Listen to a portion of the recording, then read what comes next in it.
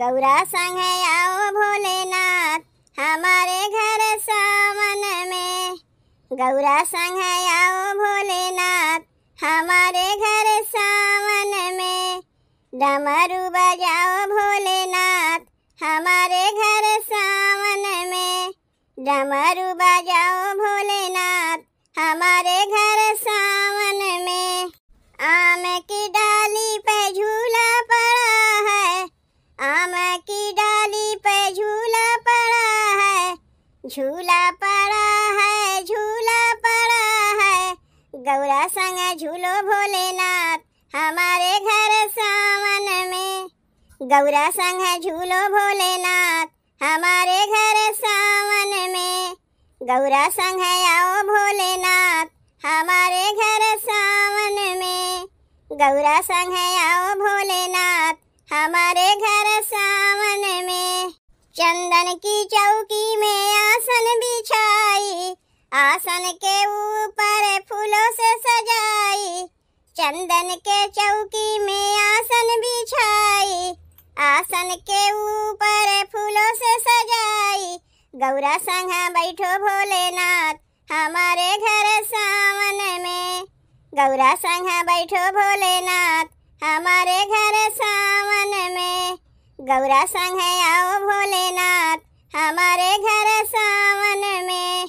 गौरा संग आओ भोलेनाथ हमारे घर सावन में। बेलपत्री चुनी चुनी हार बनाई, बेलपत्री चुनी चुनी हार बनाई।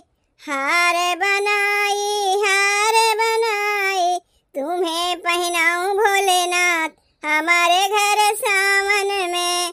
तुम्हें पहनाऊं भोलेनाथ हमारे घर सावन में। गौरा संग आओ भोलेनाथ हमारे घर सावन में। गौरा संग आओ भोलेनाथ हमारे घर सावन में।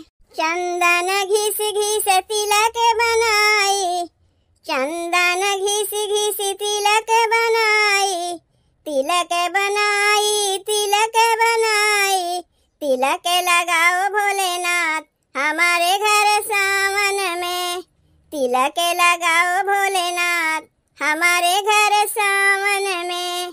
गौरा संग आओ भोलेनाथ हमारे घर सावन में। गौरा संग आओ भोलेनाथ हमारे घर सावन में। सावन के महीने में कांवर लाऊं, कांवर लाऊं, गंगा जल भर लाऊं। सावन के महीने में कांवर लाऊं, कांवर लाऊं, गंगा जल भर लाऊं। तुम्हें चढ़ाऊं भोलेनाथ हमारे घर सावन में। तुम्हें चढ़ाऊं भोलेनाथ हमारे घर सावन में। गौरा संग आओ भोलेनाथ हमारे घर सावन में।